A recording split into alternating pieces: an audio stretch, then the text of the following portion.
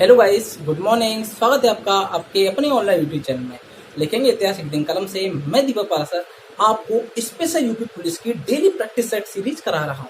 जैसे कि आप जानते हो, हमने स्पेशल यूपी पुलिस के लिए daily practice set series start की थी, जिसमें हमारा फर्स्ट प्रैक्टिस सेट हो गया है। तो जिन स्टूडेंट ने फर्स्ट प्रैक्टिस सेट नहीं देखा है, डिस्क्रिप्शन बॉक्स में जाएं, उसका लिंक दिया गया है, वहाँ पर वो अच्छी तरह वॉच कर लें। ठीक है ना। उसमें मैंने मैथ के क्वेश्चन डाले थे, बट मैं आज से मैथ रीजनिंग और रीजनिंग के मिक्सर क्वेश्चन डालूंगा।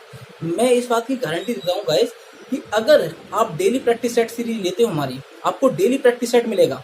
ये फर्स्ट प्रैक्टिस सेट हुआ था, उसके बाद कुछ टेक्निकल प्रॉब्लम आ गई थी, इस वजह से आपको लगातार प्रैक्टिस सेट नहीं मिला था, लेकिन वो प्रॉब्लम कंप्लीट खत्म हो चुकी है। अब आपको आज से डेली प्रैक्टिस सेट मिलेगा। आप डेली प्रैक्टिस सेट लगाएं, ठीक है ना। ओनली सैटरडे संडे की ये दिन 2 दिन की छुट्टी देख रही, बाकी आपको डेली प्रैक्टिस सेट मिलेगा। गाइस, मैं इस बात की गारंटी देता हूँ, अगर आप ये डेली प्रैक्टिस सेट सीरीज लगाते हो तो मैं इस बात की गारंटी देता हूँ, मैथ रीजनिंग में आपके नंबर नहीं कटने दूंगा। मैं प्रीवियस ईयर के सारे क्वेश्चन कराऊंगा। आपके पास टाइम इतना है, मतलब जब तक पेपर आएगा उससे पहले मैं सारे ही क्वेश्चन करा दूंगा, चाहे वो 2018 में आया हो, 2017 में आया हो, मतलब 2022 से पहले जितने भी ईयर में आए हुए हैं, यूपी पुलिस और दिल्ली पुलिस को कोई से मतलब यूपी मतलब पुलिस से रिलेटेड जितने भी क्वेश्चन पूछे गए हैं, चाहे वो रीजनिंग के पूछे गए हो, चाहे मैथ के क्वेश्चन पूछे गए हों, मैं सारे क्वेश्चन कराऊंगा। और गाइस, यही मत लेना कि यूपी पुलिस के लिए, हाँ स्पेशल यूपी पुलिस के लिए, लेकिन आप अदर कॉम्पिटेटिव एग्जाम की प्रिपरेशन करते हो तो उसके लिए भी आपको हेल्पफुल होगा। ठीक है ना। तो शुरू करते हैं अपने लेक्चर को बिना समय गवाए।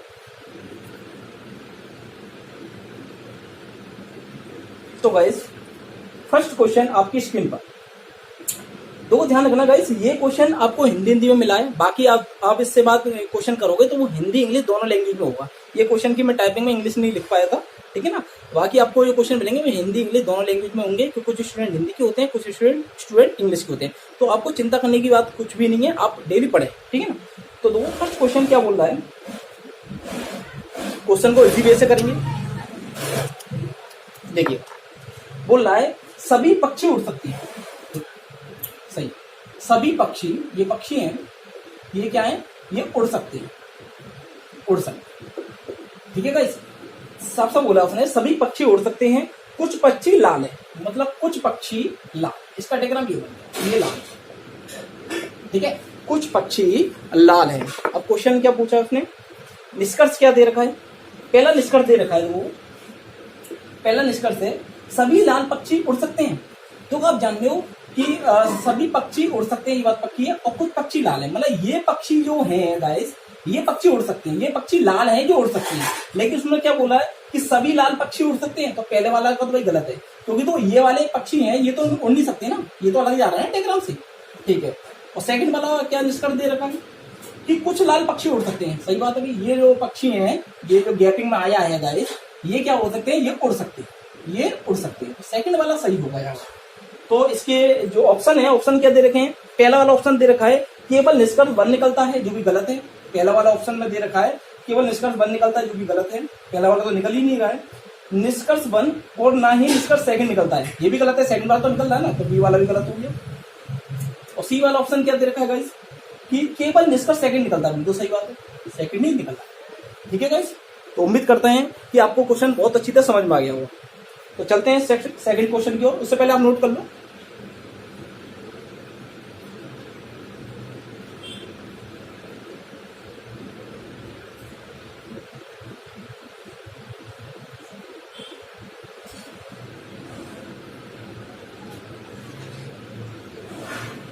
तो चलते हैं गाइस नेक्स्ट क्वेश्चन की ओर। तो नेक्स्ट क्वेश्चन आपकी स्क्रीन पर, पहले कोशिश करना गाइस स्वयं करने की। ठीक है डियर स्टूडेंट, पहले कोशिश करना आप स्वयं क्वेश्चन करने की।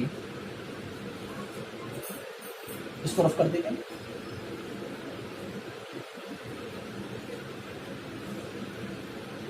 देखिए क्वेश्चन क्या बोल रहा है, तो वो ये यूपी पुलिस 2019 वाला क्वेश्चन है। और ध्यान रखना गाइस, मैं ये पहले ही बोल चुका हूँ कि जिन कहते हैं क्वेश्चन में अगर डेट लिखी हुई है तो वो तो आए हुए हैं, वो तो पक्की बात है।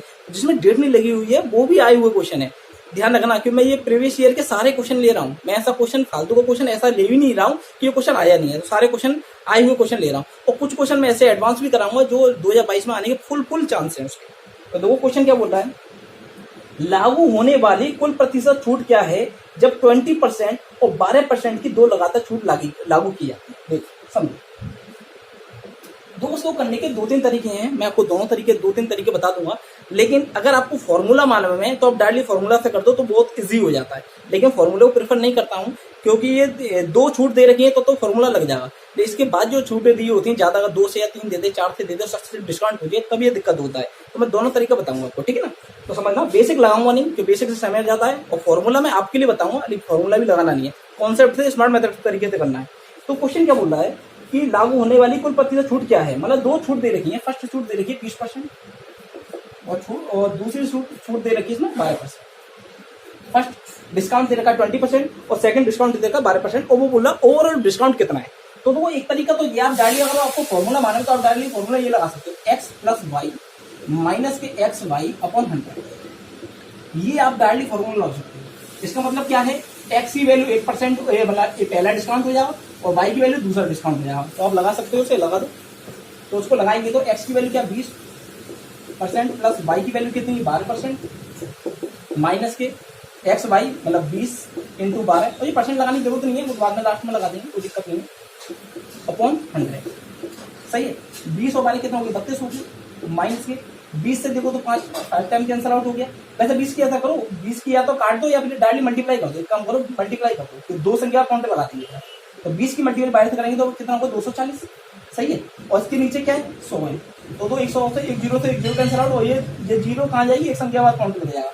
तो 32 माइनस 2.4, जब इसको माइनस करेंगे 32 में 2.4, तो 32 में 3 माइनस कर दीजिए तो क्या आएगा 29.6। तो इतने परसेंट का ओवरऑल डिस्काउंट। तो एक तरीका तो ये आप डायरेक्टली इस तरीके से कर सकते हो, बहुत जल्दी आंसर आ जाएगा। लेकिन गाइस ये ध्यान रखना, ये ओनली फॉर्मूले में जब 2% दे रखी हो, 2 बार डिस्काउंट दे रखा हो, तब ये लागू कर सकते हो अगर आपको फॉर्मूला मालूम है। लेकिन मैं ऐसे इन चीजों को प्रेफर नहीं करता हूँ, क्योंकि अगर बाई चांस 2 से ज्यादा दे दे, वैसे अगर 2 देता है तो मुझे याद है तो मैं इस तरीके लगा देता बहुत जल्दी। और ये तो गाइस मैंने आपको बताया है, एक एक चीज को स्टेप बाय स्टेप समझाया ना। आप डायरेक्टली करते ना, 20 प्लस 12 कितना हो 32, और 20 इंटू 12 वाले 120 कितना हो, 12 दूनी 24 240, उसमें 100 का डिवाइड 2.4, 2.4 को 32 में माइनस करते हो 29.6%। डायरेक्टली आप छूट बता सकते थे, ठीक है। लेकिन बाई चांस अगर वो 2 से ज्यादा डिस्काउंट दे दे तो कैसे करोगे। तो देखो अब इसको 20% और 12%, 2 डिस्काउंट है हमारे पास। पहला है हमारा 20% और दूसरा डिस्काउंट है गाइस कितना है हमारे पास 12%। बस सही है, दिखाई दे रहा है ना, ठीक है। तो 20% की वैल्यू क्या होती है 1/5, और 12% की वैल्यू क्या होती है 4 से 12 4 और 4 25 3/25। तो ये वैल्यू मैंने आपको डिस्क्रिप्शन बॉक्स में उसका लिंक दे दिया गया है। परसेंटेज का फर्स्ट वाला पार्ट कर लेना। फर्स्ट वाले पार्ट में बहुत अच्छी तरह मैं आपको ये वैल्यू समझाई है, वो आपको रटा भी दी है, तो उसको अच्छी तरह कर लेना, तो ये वैल्यू आपको बड़े इजीली निकाल लोगे, ठीक है ना। तो इसका मतलब क्या है, देखो ध्यान रखना, जो मैंने आपका डिस्काउंट होता है वो किस पे होता है, एमआरपी पर होता है, एमआरपी, और फिर बेचा जाता है एसपी, ठीक है गाइस। तो पहला क्या देगा 20% छूट, 20% की वैल्यू क्या होती है 1/5, और नीचे वाली वैल्यू क्या होती है ओरिजिनल, ये ओरिजिनल होती है और ये रिजल्ट होती है, ठीक है। ये मैंने फर्स्ट वाले लेक्चर में अच्छी तरह बताया है, परसेंटेज का फर्स्ट वाला लेक्चर देख लेना। तो इसका मतलब क्या है, अगर 20 रुपए की वस्तु है उसमें 1 रुपये छूट दे दिया, अगर 20 रुपए की एमआरपी है गाइस, उसमें 1 रुपये छूट दे दी है, तो कितने बेचेगा 4 रुपये में छूट बेचेगा ना भाई। ये बताओ एमआरपी अगर 5 रुपए है, 1 रुपये छूट है, तो एसपी कितना हो जाएगा 4 रुपये हो जाएगा। इसी प्रकार 25 रुपए ये एमआरपी, सेकंड वाला डिस्काउंट क्या है 25 रुपए ये एमआरपी है, 3 रुपये छूट है, तो कितने बेचेगा भाई 22। सही है। अब हम क्या करते हैं, इस वाले स्टेप से इस वाले स्टेप अगर कट रहा है तो काट दो। लेकिन आप देख लो 5 से ना तो 22 कटेगा ना 4 कटेगा, ना 25 से ना 4 कटेगा ना 22 कटेगा, तो कुछ कटी नहीं है, तो आपस में मल्टीप्लाई कर दो। 25 पंजे 125 होती है और 22 चौका 88 होती है, ठीक है। चलिए ना बिल्कुल। अब आप देख रहे हो 125 का एमआरपी, मैं कलर चेंज कर लेता हूँ, 125 रुपए की एमआरपी 88 रुपए में बेचेगी, कितने का डिस्काउंट दे दिया देखो। 125 की एमआरपी और 88 रुपए में बेचा गया, डिस्काउंट कितने का दे दिया 12 और 12 37, तो 37 का डिस्काउंट दे दिया ना। सही है ना 12 सही है, 37 रुपए का डिस्काउंट दे दिया। तो डिस्काउंट निकालता है, डिस्काउंट परसेंटेज बराबर, तो 37 का डिस्काउंट दिया गाइस, किस पे देगा 125 पे तो दिया, एमआरपी पे तो डिस्काउंट देगा, परसेंटेज ले करते हैं 100।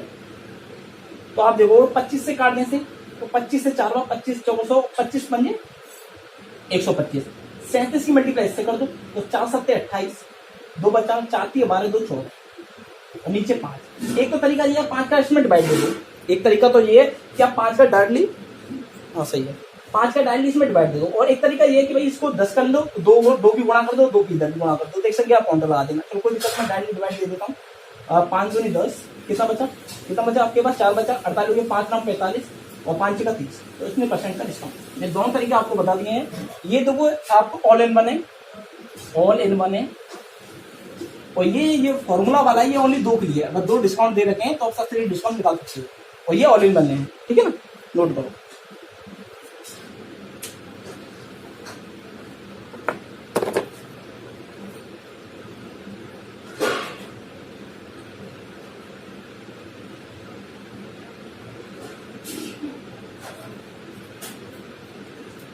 तो देखते हैं गाइस थर्ड क्वेश्चन। तो थर्ड क्वेश्चन आपकी स्क्रीन पर, डियर फ्रेंड्स, कोशिश करना इस वाले क्वेश्चन को स्वयं करने की, और हर क्वेश्चन को स्वयं करने की पहले कोशिश करो, ठीक है ना। अगर फिर नहीं आता फिर इधर देखो, तो कोशिश करना कि खुद जितनी प्रैक्टिस करो उतना बेटर रहेगा। तो देखिए क्वेश्चन क्या बोल रहा है, बहुत इजी क्वेश्चन है कि निम्नलिखित विकल्पों में से उस शब्द को चुनिए जो दिए गए शब्दों के अक्षरों का प्रयोग करके नहीं बनाया गया है। और शब्द दे रखा है, उसको रफ कर देता हूं।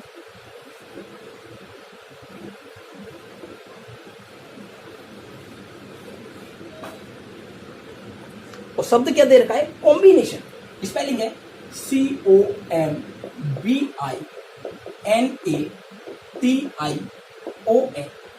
सही है ना, कॉम्बिनेशन। और कॉम्बिनेशन शब्द दे रखा है, वो बोल रहा है कि जो मैंने आपके ऑप्शन दे रखे हैं, ऐसा कौन सा ऑप्शन है जो इन शब्दों से नहीं बनाया गया। तो पहला ऑप्शन दे रखा है आपको, फर्स्ट ऑप्शन क्या दे रखा है, नेशन, NATION।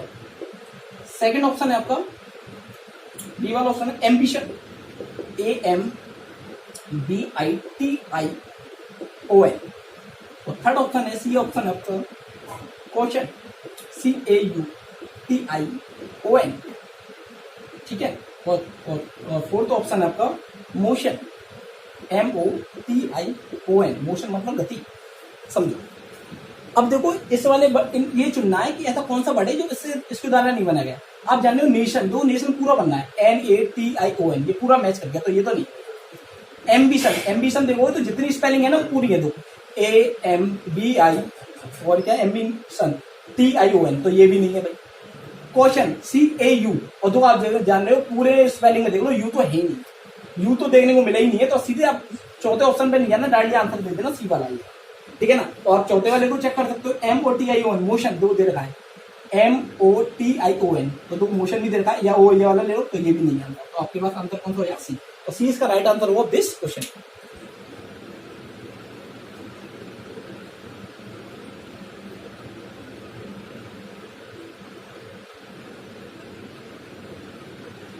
तो चलते हैं डियर फ्रेंड्स नेक्स्ट क्वेश्चन की ओर। और नेक्स्ट क्वेश्चन आपको क्या बोल रहा है, तो नेक्स्ट क्वेश्चन आपकी स्क्रीन पर, पहले स्वयं करने की कोशिश करना, मैं करा ही दूंगा।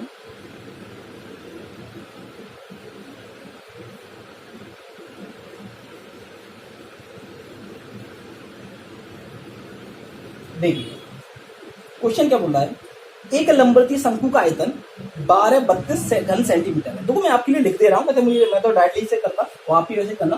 तो एक लंबवती शंकु का आयतन, वॉल्यूम ऑफ कौन का दे रखा है, वॉल्यूम कितना दे रखा है, वॉल्यूम दे रखा है आपको, कौन का वॉल्यूम है 1232 घन सेंटीमीटर, सेंटीमीटर, ठीक है। इसकी ऊंचाई मतलब हाइट दे रखी है 24 सेंटीमीटर, ठीक है। तो वक्र पृष्ठ का क्षेत्रफल मतलब आपको पूछा है कर्व सरफेस एरिया, ठीक है, वक्र पृष्ठ का क्षेत्रफल पूछा, मैं एरिया पूछा है, कर्व सरफेस एरिया, ये पूछा है, वक्र पृष्ठ का क्षेत्रफल पूछा, समझ। देखिए अब पहले समझने की कोशिश करो, ये कौन, ये एक्चुअली क्या कौन का वॉल्यूम है, CON, मतलब हिंदी में बोलते हैं इसे शंकु, शंकु का आयतन, हिंदी में आप लिख लेना, इंग्लिश में लिख दिया। शंकु का आयतन दे रखा है 1232 सेंटीमीटर क्यूब, इसकी ऊंचाई दे रखी है वो दे रखी है 24 सेंटीमीटर, और इसका जो कर्व एरिया पूछा है, मतलब कर्व एरिया मतलब बोल सकते हो वक्र पृष्ठ का क्षेत्रफल पूछा, वक्र पृष्ठ का क्षेत्रफल उसने पूछा है, सही है। तो समझना बात को, क्वेश्चन को समझने की कोशिश करना। तो ध्यान रखना ये शंकु का निर्माण कैसे हुआ, अगर आप जानते हो ये क्या होता है थोड़ा देर देखो, क्वेश्चन है वहां पर आपको, आप इसको देखो ध्यान से, इसको इसको मैं थोड़ा बड़ा कर दूं। शंकु का निर्माण कैसे हुआ मैं ये आपको ये बता, हालांकि ये बताने की जरूरत नहीं है, अभी एक दिन में बताएगा। ये आपका क्या होता है, ये आप जानते हो सिलेंडर होता है, ठीक है ना, इसको हिंदी में बोलते हैं बेलन। बात सही है। अब क्या होता है इसमें कि अगर इस बेलन को और इस बेलन का जो आयतन होता है, जो वॉल्यूम होता है, वो क्या होता है पाई आर स्क्वायर एच। बात को समझने की कोशिश करना। अगर मैं इसी माने बेलन को, इसी माने सिलेंडर को 3 हिस्से में, बराबर हिस्से में बांट दूं, मतलब यहाँ से मैं 3 हिस्से में से काट देगा, ऐसे 3 बराबर हिस्से में काट दूंगा इस, तो आप देख रहे हो उसमें 3 शंकु बन जाएंगे। पहला शंकु तो ये रहा, दूसरा शंकु ये रहा और तीसरा शंकु ये रहा, और ये तीनों का वॉल्यूम क्या होगा इक्वल होगा, क्योंकि मैंने इसे बराबर में काटा। तो आप जान रहे हो जब एक बेलन का आयतन क्या होता है पाई आर स्क्वायर एच, तो एक शंकु का आयतन क्या होगा, तो भाई बेलन तो शंकु के 3 गुना है ना, या शंकु बेलन का 3/, है ना, 3 बन जाते हैं ना, तो 1/3 की डिवाइड दे दो, तो ये किसका बन गया गाइस, ये बन गया आपका शंकु का आयतन। बात समझ में आ रही है नहीं आ रही है, शंकु का आयतन। अब शंकु कैसे दिखेगा, तो भाई शंकु ऐसे दिखेगा, इसको हटा दो, एक ही शंकु की जरूरत है, हम एक ही शंकु ले लेते हैं, ये हटेगा शंकु, ये बन गया आपका शंकु, सही है। अब शंकु तो बन गया। अब मैं इसको आपको बताता हूँ रेडियस क्या होती है। रेडियस वही है जो होती है, रेडियस तो ये होगी, यहां से लेकर यहां तक की दूरी क्या होगी रेडियस, ठीक है। अच्छा इसकी हाइट क्या होगी, हाइट ये हो गई, ये इसकी क्या हो गई, ये इसकी हो गई हाइट, ऊंचाई, ठीक है ना। और ये इसकी एल होती है, तिर्यक लंबाई, ध्यान रखना, ये क्या होती है इसकी एल होती है, तिर्यक लंबाई होती है। अब हमारे पास क्या क्या दे रखा है, तो हमारे पास वॉल्यूम दे रखा है वो 1232 दे रखा है, ठीक है। कदम सरफेस एरिया मतलब वक्र पृष्ठ का क्षेत्रफल पूछा उसने, तो ध्यान रखो जिसकी वैल्यू पूछी ना, उसका फॉर्मूला हमें मालूम चाहिए, तो उसका फॉर्मूला क्या होता है पाई आर एल, ये होता है, ठीक है ना। तो हमारे पास तो पाई की वैल्यू है हमारे पास, ठीक है ना, आर की वैल्यू हमारे पास है, रेडियस दे रखी है आपको, चलो रेडियस नहीं है, हाँ रेडियस नहीं है हमारे पास, रेडियस नहीं है, नहीं चलो निकल जाएगी, और एल पर आर और एल की वैल्यू हमें चाहिए। तो आप जानते हो वॉल्यूम कितना दे रखा है, वॉल्यूम की इसका होता कितना है 1/3 पाई आर स्क्वायर एच, तो उसकी वैल्यू कितनी दे रखी है आपको 1232, सही है। अब आप जान रहे हो पाई की वैल्यू कितनी होती है, मैं डाल नहीं दूं 22/7, ये पाई की वैल्यू होती है, ठीक है ना। और आर एच की वैल्यू हमारे पास यही है, चलो नीचे लिख देते हैं, कोई दिक्कत नहीं है, 1/3 इंटू 22/7 इंटू आर की वैल्यू हमारे पास नहीं है, तो आर स्क्वायर रहती है, इंटू एच की वैल्यू हमारे पास कितनी 24, बराबर कितना दे रखा है 1232, सही है। अब इसको देखो, अगर मैं इसे काटू 3 से, तो 3 से 8 बार कैंसिल आउट हो जाएगा, 3 8 24, और मैं 11 से काटता हूँ 22 को, 11 दूनी 22, और 11 से काटता हूँ तो 11 कम 11, 1 बचा और 13 हो गया, 11 कम 11, 11 दूनी 22, 112 बार कट गया, ठीक है ना। और मैं 2 से द्वारा काट देता हूँ, 2 1 से एक बार, और 2 से काटूंगा तो 2 5 10 2 6 12, ठीक है। आप कैलकुलेट कर लेना, जब थोड़ा ये कॉम्प्लिकेट ज्यादा हो गया है। अगर मैं 8 से काटूँ 8 7 ठीक है, और एक साथ इधर पहुंच जाएगा, तो आर स्क्वायर की वैल्यू आपके पास क्या आ जाएगी, 7 की 7 से मल्टीप्लाई हो तो 49, तो आर की वैल्यू कितनी हो गई स्टूडेंट्स आपकी 7, आर की वैल्यू कितनी होगी 7 सेंटीमीटर, दिखाई दे रहा है ना बिल्कुल। अब हमारे पास आर की वैल्यू आ गई, अब एल की वैल्यू चाहिए, तो हमें इसकी वैल्यू चाहिए, तो आप देख रहे हो, इसको देखो ध्यान से, इसको देखो ध्यान से, तो आपको एक चीज दिखाई दे रही है, ये 90 डिग्री पर काट रहा है, और 90 डिग्री के जस्ट सामने वाली भुजा कौन सी होती है, कर्ण होती है, इंग्लिश वाले हाइपोटेनस, क्योंकि आप जानते हो कर्ण लंब आधा, कर्ण स्क्वायर बराबर क्या होता है लंब स्क्वायर प्लस आधा स्क्वायर, इंग्लिश वाले देख रहे हैं हाइपोटेनस होता है, कर्ण को इंग्लिश में बोलते हैं, लंब होता है आपका परपेंडिकुलर, और आधार होता है आपका बेस, ठीक है ना। तो ये जो आपकी ये वाली साइड होगी वो क्या होगी, वो होगी हाइपोटेनस, कर्ण होगी। हमारे पास ये वैल्यू है, ये वैल्यू है, तो डायरेक्टली फॉर्मूला इस तरीके से निकाल के एल की वैल्यू निकाल सकते हैं। तो ये क्या हमारा, ये क्या हाइपोटेनस है, तो उसकी वैल्यू क्या एल है, तो एल स्क्वायर बराबर पी परपेंडिकुलर, उसका मतलब पी की वैल्यू क्या है, हाइट की वैल्यू हमारे पास है 24 का स्क्वायर प्लस बेस की वैल्यू क्या है, बेस क्या है हमारा रेडियस, और रेडियस कितना 7, सही है। अब इसको देखो 24 का स्क्वायर क्या होता है 576 होता है, प्लस 7 का स्क्वायर कितना होता है 49, सही है।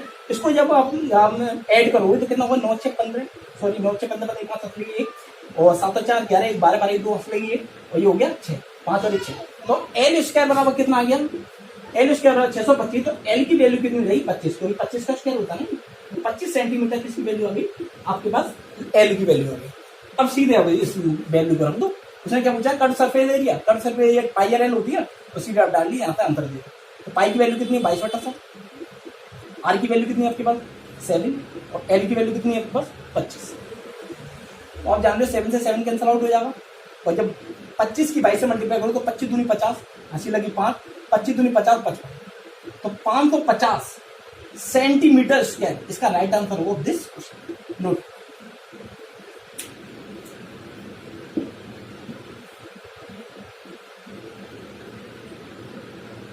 जो कि आपको ऑप्शन में दे रखा है बी इसका राइट आंसर है दिस क्वेश्चन का। हाँ उसमें आपको यूनिट लगाना भूल गया है, यूनिट नहीं लगाइए, तो 550 का राइट आंसर होगा दिस क्वेश्चन का।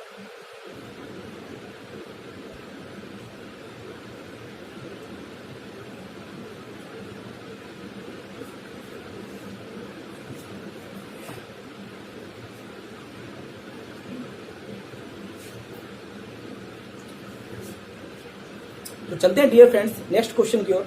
और नेक्स्ट क्वेश्चन क्या बोल रहा है, नेक्स्ट क्वेश्चन आपकी स्क्रीन पर, पहले कोशिश करना रीडिंग का क्वेश्चन है, पहले कोशिश करना स्वयं करने की कोशिश, फिर मैं कराता हूँ, ठीक है। चलो जब मैं इसको रफ कर देता हूँ आप करें।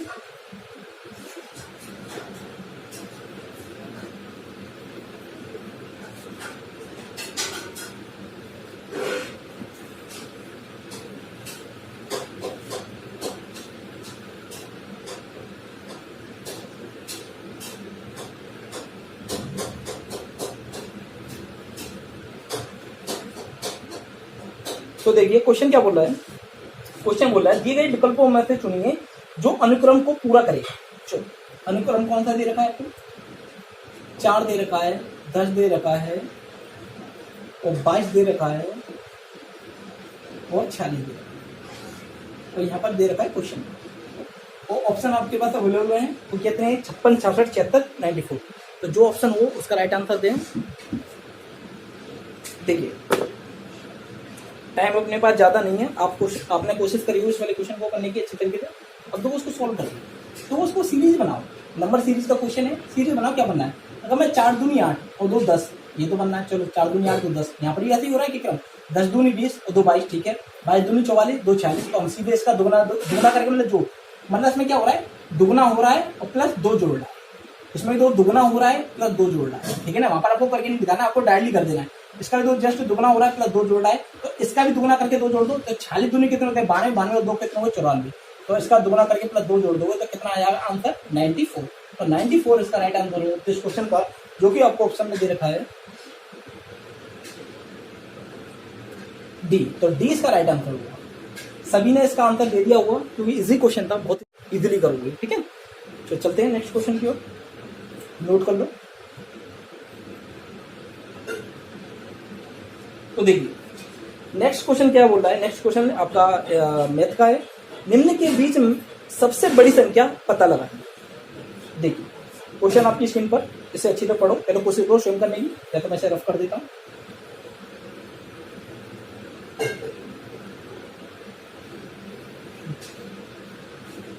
देखिए निम्न के बीच सबसे बड़ी संख्या का पता लगाएं। तो वो संख्या कौन कौन सी दे रखी है, संख्या दे रखी है आपको 3 की पावर 1/2, ठीक है, 4 की पावर 1/3, ये भी ठीक है,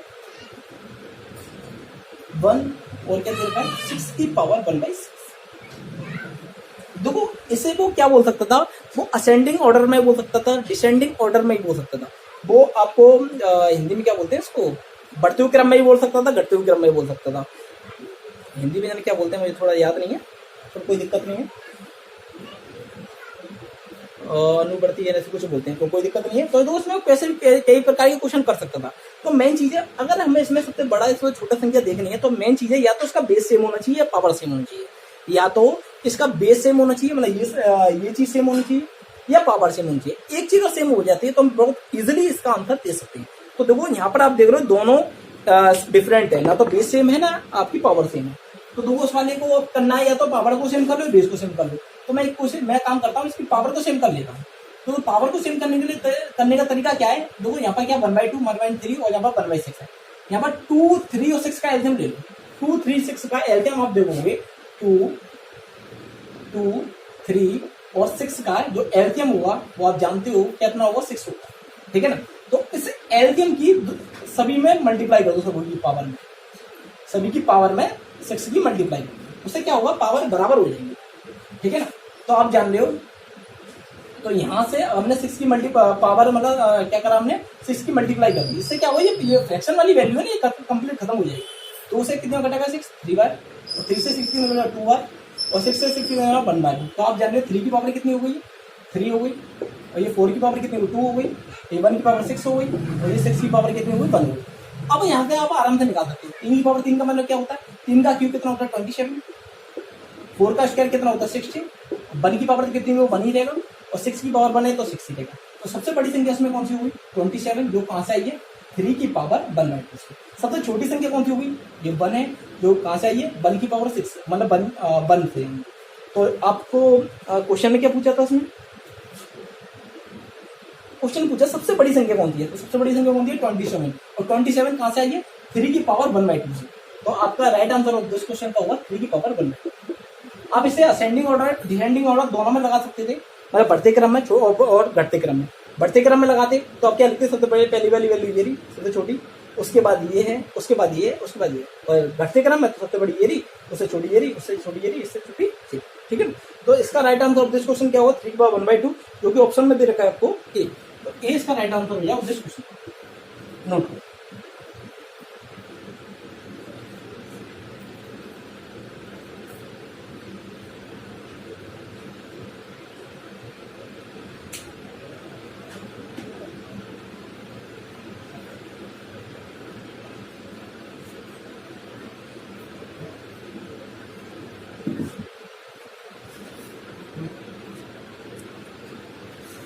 गर्मी बहुत पड़ रही है।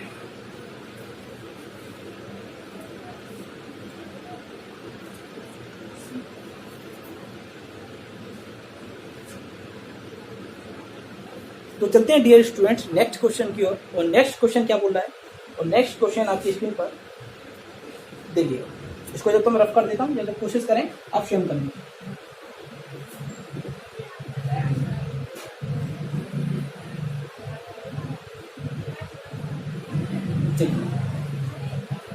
क्वेश्चन क्या बोल रहा है, 5 मित्र एक बेंच पर बैठे, ठीक है, 5 मित्र एक बेंच पर बैठे हैं। अब वो ऊपर की ओर उनका मुंह है या नीचे की ओर मुंह है, ये क्वेश्चन में पढ़ के पता लगेगा। ए बाई ओर है बी के, लेकिन दाई ओर सी के। डी बी के दाई ओर है, लेकिन ई के बाई ओर है। बेंच में छोरों का कौन है, मतलब उसने दिशा बोली नहीं है कि उसने ऊपर देख रहा है या नीचे देख रहा है। बात को समझने की कोशिश करना, जब दिशा वो बोले नहीं तो आप कुछ भी मान सकते हो, आप ऊपर ही मान सकते हो, मतलब उत्तर की दिशा की ओर मान सकते हो, दक्षिण दिशा में की ओर। तो हम मान लेते हैं ऊपर, मतलब ऊपर की ओर, उत्तर की ओर, ठीक है ना। 5 मित्र हैं A B C D. Question क्या बोला, जैसा बोलता है वैसे करते हैं आप। ए बाई ओर है बी के, मतलब ए बाई ओर है बी के बाई ओर मतलब उल्टे हाथ पर, तो बी यहाँ पर हो जाए, ठीक है ना। लेकिन दाई ओर सी के, सी यहाँ पर हो जाए, सी के दाई ओर। अच्छा मैं गैप इसलिए छोड़ रहा हूँ कि हो सकता है बीच में और वैल्यू आ जाए, ठीक है ना। आई क्या बोल रहा है, डी बी के दाई ओर है, डी बी के दाई ओर है, बी के दाई ओर क्या है डी है, तो थोड़ा स्पेस छोड़ दो, बीच में कोई वैल्यू आ जाएगा। लेकिन ई के बाई ओर है, तो ई यहाँ पर आ जाए, तो ई के बाई ओर हो गया, 5 हो गए, कोई दिक्कत ही नहीं है। अब क्या बोला, बेंच के छोरों पर कौन बैठे, कौन कौन है, एक तो सी है और एक ई है। तो बहुत इजी क्वेश्चन था, सी। इसका राइट आंसर हो जाएगा उस क्वेश्चन का, जो कि ऑप्शन में दे रखा है डी, नोट।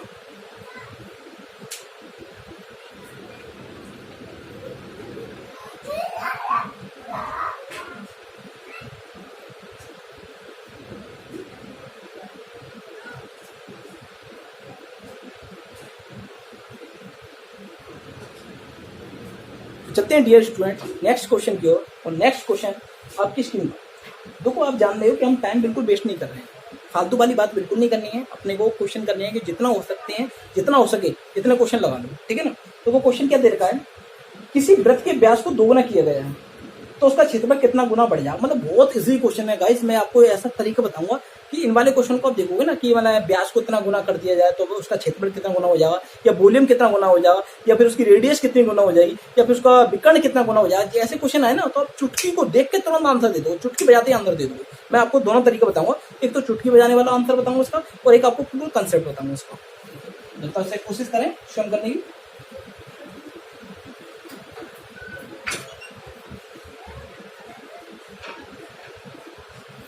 देखिए क्वेश्चन क्या है, एक वृत्त के व्यास को दोगुना कर दिया है। पहले एक चीज मैं समझा देता हूँ, एक चीज को समझने की कोशिश करना।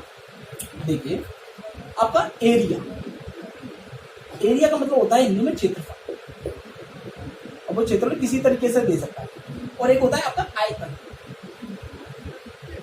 इसको इंग्लिश में बोलते हैं वॉल्यूम, ठीक है ना। तो ध्यान रखना गाइस, ये और ये आपका सेकंड डायमेंशन होता है, या फिर आप बोल सकते हो इसकी पावर 2 आती है, चाहे वो सेंटीमीटर स्क्वायर में है या वो मीटर स्क्वायर में, मतलब पावर क्या आएगी 2 आएगी। और वॉल्यूम की पावर 3 में आती है, चाहे वो सेंटीमीटर क्यूब में आए पावर 3 में आए, चाहे वो मीटर क्यूब में आए, मतलब पावर क्या आएगी 3, यहाँ पर आएगी पावर 2। तो आप जान लो क्षेत्रफल में पावर 2 आती है और आयतन में पावर 3 आती है। बाकी जो बचा, जो रिमेन्स बचा आपका, ये क्या आते हैं पावर 1 में आते हैं। ये क्या आते हैं आपको पावर 1 में आते हैं, मतलब चाहे वो मीटर 1 में आए, चाहे सेंटीमीटर 1 में आए, चाहे वो किलोमीटर में देते, कुछ भी देते, कोई दिक्कत नहीं। अब आप जानते हो आयतन को मुझे याद रखना ही पावर 3 में आता है और कुछ नहीं, और क्षेत्रफल किस में आता है पावर 2 में, बाकी सब पावर 1 में आता है। पावर 1 में कौन कौन सा आ जाएगा, आपका रेडियस आ जाएगा, त्रिज्या आ जाएगी, आपकी त्रिज्या आ जाएगी, आपकी भुजा आ जाएगी, आपका विकर्ण आ जाएगा, मतलब XYZ सभी चीज आ जाएगी पावर 1 में। बस पावर 2 में क्या आएगा क्षेत्रफल, पावर 3 में रखा है, मतलब आपको ये 2 चीज याद रखनी है, पावर 3 में आएगा आयतन, पावर 2 में आएगा क्षेत्रफल, बाकी सब पावर 1 में आएगा। अब ये चीज मैं आपको क्यों समझा रहा हूँ समझना, इन वाले जो अभी क्वेश्चन आपकी स्क्रीन पर दे रखा है, इस वाले क्वेश्चन का आप इजिली आंसर दे दो, चुटकी बजाते देखा क्वेश्चन तुरंत आंसर दे दिया, तो देखो इसलिए मैंने ये चीज बताई है। इसको मैं रफ कर देता हूँ, ये चलो रफ नहीं करते हैं, कोई दिक्कत नहीं है। चलो देखो क्वेश्चन क्या बोला है, क्वेश्चन बोला है किसी वृत्त के व्यास को 2 गुना कर दिया गया तो उसका क्षेत्रफल कितना हो गया। तो देखो ध्यान रखना, व्यास को क्या कर रहा है 2 गुना कर रहा है, तो मैं लिख देता हूं पहले और बाद, ठीक है ना। तो पहले जो व्यास हुआ है 2 गुना किया है, पहले अगर 1 था तो बाद में कितना हो गया 2, तो बोल रहा है इसके क्षेत्रफल कितना गुना हो गया, तो दो उसने पूछा क्षेत्रफल। तो देखो डियर माय स्टूडेंट्स, मैंने आपको एक चीज बताई है, क्या बताया है कि क्षेत्रफल पावर 2 में रहता है, आयतन पावर 3 में रहता है, बाकी सब पावर 1 में रहता है। तो व्यास क्या 1 में रहेगा ना, तो 1 से किस में आ रहा है 2 में आ रहे हैं, 1 से हम किस में क्षेत्रफल में आ रहे हैं 2 में आ रहे हैं, तो जस्ट इसका कैरी तो करना, पावर 2 तो करनी, तो 1 का पावर 2 कर दो, यहाँ पर 2 की पावर 2 कर दो, ये क्षेत्रफल हो यहाँ। तो 1 की पावर 2 करोगे तो कितना रहेगा, दिखाई दे रहा है, बिल्कुल 1 ही रहेगा। और कलर चेंज कर लेता हूँ, 1 की पावर 2 करोगे, मैं इसको इधर ही लिख देता हूँ, कोई दिक्कत नहीं है। 1 की पावर 2 क्या होगा, 1 ही रहेगा, और 2 की पावर 2 का मतलब क्या हो जाएगा 4 हो जाएगा। तो जो क्षेत्रफल पहले 1 था, आज कितना हो गया 4 हो गया, तो कितने गुना हो गया 4 टाइम्स। आप इसका डायरेक्टली आंसर दे सकते हो। अगर यहीं वो वॉल्यूम का पूछ लेता, क्यों बोलता व्यास 1 से 2 कर दिया, तो वॉल्यूम कितना हो जाता, तो 1 का क्यू कितना होता 1 ही रहता, और 2 का क्यू कितना होता 8 हो जाता, तो कितना गुना हो जाता 8 गुना हो जाता। तो ये तो आप डायरेक्टली मैंने आपको मेथड बता दिया। अब बाई चांस वो अगर आप कहो कि आया कैसे, क्या वास्तव में सही है, तो उसका कंसेप्ट समझ लो, ये तो उसका डायरेक्ट मेथड था, ठीक है ना। तो मैं क्वेश्चन को उठाया था, इधर बताया था, समझना। दो क्वेश्चन क्या बोल रहा था समझना, किसी वृत्त के व्यास को 2 गुना कर दिया, तो आप जानते हो डेप्थ में समझो, व्यास क्या होता है त्रिज्या का 2 गुना, ठीक है, त्रिज्या का 2 गुना होता है व्यास। तो मैंने मान लिया व्यास, मैंने पहले मान लिया, यहाँ पर लिख देते हैं पहले और बाद। मैं इसको बिल्कुल ऑपरेशन करके दिखा रहा हूँ कि वास्तव में सही है कि गलत है, ठीक है ना। तो ध्यान रखना, व्यास क्या होता है त्रिज्या का 2 गुना, तो मैंने मान लिया पहले व्यास का 2 और बाद में 2 गुना कर दिया, तो कितना हो गया 4। मैं 2 क्यों माना है, क्योंकि त्रिज्या का 2 गुना होता है, तो रेडियस कितनी होगी पहले 1 और बाद में कितनी हो जाएगी 2, ठीक है ना। ये तो 2r की वैल्यू थी और यहाँ पर r की वैल्यू है, तो रेडियस 1 से कितनी होगी 2। अब वो बोला क्षेत्रफल कितना गुना हो जाएगा, तो क्षेत्रफल क्या होता है पाई आर स्क्वायर। तो ध्यान रखना, वृत्त का क्षेत्रफल होता है, सर्कल का क्षेत्रफल होता है, वो कितना होता है गाइस पाई आर स्क्वायर, ठीक है ना। सर्कल कैसा होता है आप जानते हो, सर्कल ये होता है, ठीक है, ये यहाँ से लेकर यहाँ तक की इसकी रेडियस होती है, दिखाई दे रहा है बिल्कुल, ठीक है। तो पाई आर स्क्वायर, पहले पाई आर स्क्वायर 1 और दूसरा वाला क्या है पाई आर स्क्वायर 2, ठीक है ना। रेडियस पहले 1 थी, अब रेडियस 2 है, तो पहला क्या है पाई R1 की वैल्यू कितनी 1 का स्क्वायर, तो गाइस आप जानते हो 1 ही होगा, रेशियो पाई R2 की वैल्यू कितनी है 2 का स्क्वायर कितना हो जाएगा 4, तो यहाँ पर क्या आ गया पाई और यहाँ पर कितना हो गया 4 पाई, तो कितने टाइम्स हो गए 4 गुना ही तो हो गया। तो इसको आप इस तरीके से ना करके आप डायरेक्टली इस तरीके से करो, सबसे बढ़िया तरीका। और ये मैं आपको बताया, आप डायरेक्टली इन वाले क्वेश्चन को इजिली कर सकते हो। सपोज करो वो बोलता कि कुछ भी बोल सकता था, या तो बोल देता एक वर्ग की भुजा को 3 गुना कर दिया गया, तो उसके क्षेत्रफल को कितना गुना हो जाएगा, तो क्षेत्रफल कितना हो जाएगा, 3 का स्क्वायर करोगे तो कितना होगा, 9 बना हो जाएगा। तो आप डायरेक्टली इन वाले क्वेश्चन को आंसर दे सकते हो। या बोल सकता था वो या सपोज करो वो कुछ भी कोई वैल्यू बोल दे या घन दे दे, घन की बोल दे, एक भुजा को 3 गुना कर दिया गया तो उसका आयतन कितना गुना हो जाए। अब भुजा क्या है, पावर 1 में, आयतन क्या है, पावर 3 में, तो 3 की पावर 3 कर दो तो 27, 3 का पावर 3 की वैल्यू कितनी हुई, 27, तो आयतन कितना हो जाए, 27 गुना। तो आप डायरेक्टली आंसर दे सकते हो। 1 की वैल्यू दे, 2 की वैल्यू पूछे, आप डायरेक्टली कर सकते हो। 1 की वैल्यू दे, 3 की वैल्यू पूछे, आप डायरेक्टली कर सकते हो। कभी भी हो सकता है कि 2 की वैल्यू दे, 1 की वैल्यू पूछे तो अंडर रूट लगा दो, 3 की वैल्यू दे, 1 की वैल्यू पूछे तो cube root of under root लगा दो। तो यही मैं क्वेश्चन आपको करा दूंगा तो आपको अच्छी तरह समझ में आ जाएंगे। नोट करो।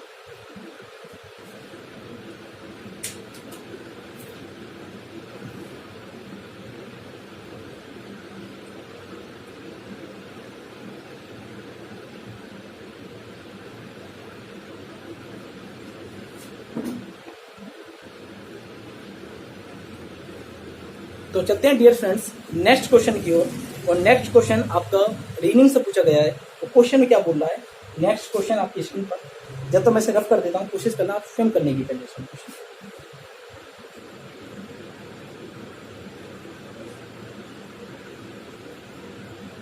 और डियर फ्रेंड्स मैं आपके लिए इतना मेहनत कर रहा हूँ, आप जान लो तो कितना पसीना आ रहा है, उसके बावजूद आपको मैं पढ़ा रहा हूँ और डेली आपको क्लास मिलेगी, आप चिंता ना करें। तो टेक्निकल प्रॉब्लम की वजह से इशू आ गया था, इस वजह से आपको फर्स्ट वाली प्रैक्टिस सेट के बाद सेकंड वाली प्रैक्टिस सेट में थोड़ा लेट मिला था, लेकिन अब आपको डेली मिलेगा। तो मैं जब इतनी मेहनत कर रहा हूँ तो आप भी डेली इनको लगाएं और अच्छी तरह मेहनत करें। एक बार नहीं समझ में, दूसरी बार देखें और बाद में अगर कोई दिक्कत हो तो डिस्क्रिप्शन नहीं, कमेंट्स में कमेंट बॉक्स में आप कमेंट्स करें कि सर ये प्रॉब्लम थी, तो हो सकता है मैं अगले नेक्स्ट लेक्चर में आपका उस प्रॉब्लम का सॉल्यूशन लेके आऊँ, ठीक है ना। हो सकता नहीं, पक्का ही लेके आऊँ, ठीक है ना। तो आप कोई दिक्कत हो तो आप कमेंट्स करें और कमेंट्स तो सदैव करें, कमेंट से आपका फीडबैक मिलता है और फीडबैक आपके लिए बेनिफिट होता है। तो देखो ये क्वेश्चन क्या बोल रहा है,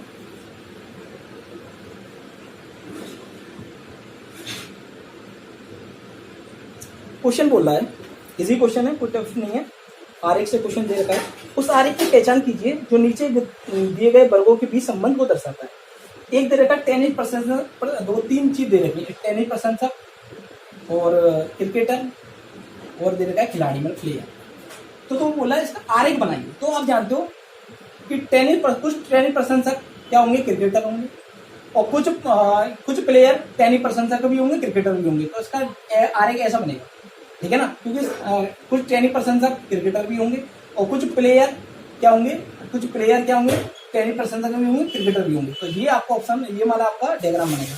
तो डायग्राम आपको कौन सा है, इसमें ए है, तो ए इसका राइट आंसर होगा दिस क्वेश्चन।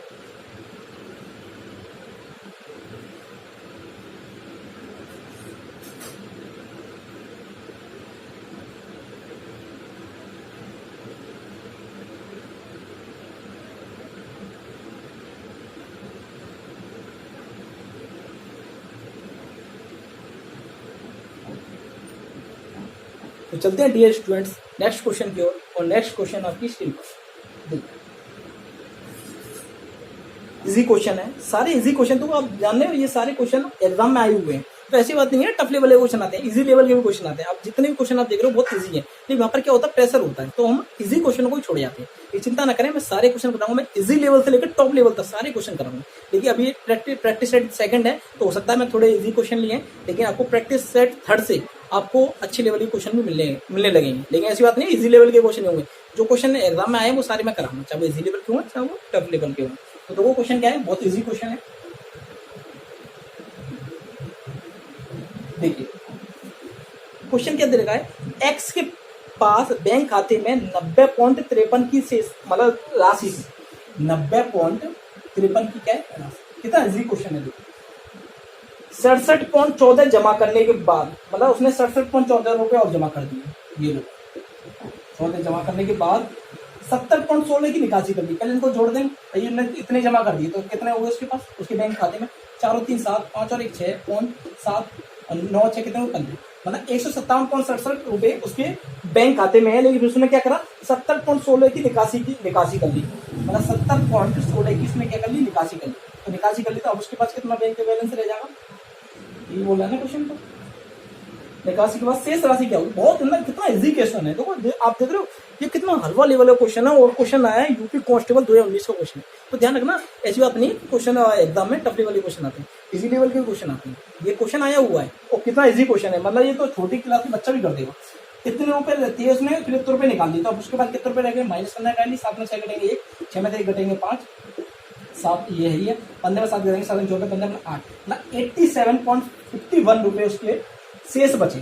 तो इसका ऑप्शन कौन सा है, 87.51। तो ऑप्शन आपका बी, मतलब बी के साथ इसका राइट आंसर होगा दिस क्वेश्चन। नोट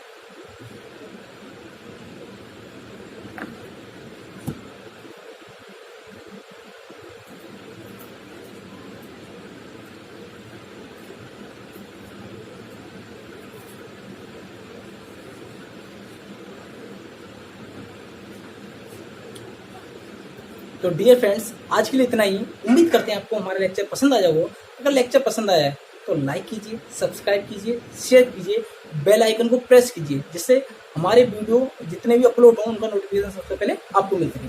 शुरू से लेकर लास्ट तक लेक्चर बनने के लिए बहुत बहुत धन्यवाद। जय हिंद।